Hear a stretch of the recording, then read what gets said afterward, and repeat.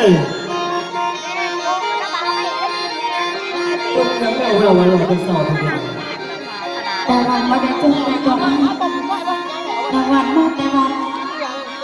รางวัลเห็นบุญไอ้สมบูรณ์แล้วเป็นอย่างไอ้สมบูรณ์ที่ผมไปบ้านน้องดาวันโอ้ยสิไปไม่สอบคนไปแต่เป็นสิบเลยไปสักคนก็เลยผมเรื่องไงนี่เรา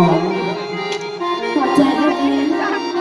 วันนี้มาร่วมสัญญาดีมือนี่นะ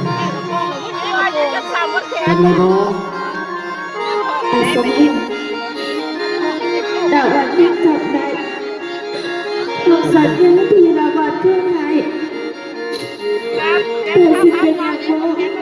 ถ้าดาวันที่ขอยืนไม่ได้ออกไปอีกนี้ว้ายเตี้ยอยู่ได้เลยมีห้าหัวชี้แจงว่าต้องเห็นเพื่อนอยู่เฮ้ยยังไม่ดึกพี่เหลือเดี๋ยวขอยังอีกอ่ะไอ้สมบูรณ์ผ่านมาไอ้ยังรู้ได้เดี๋ยวไอ้ถ้าวันกลัวเวลาอีกจากเดือน2 เดือนเองไอ้ให้เวลาโอ้ยว่าให้เราเดือน2 เดือนตอนนี้เนี่ยเอามือนี่นะขอมาทุกเดือนแล้วเด็กคุณแก่แล้วลูกออกแล้วตอนนี้ลูกแข็งแรงดีแล้วแม่แข็งแรงแล้วเนี่ยตายแล้ว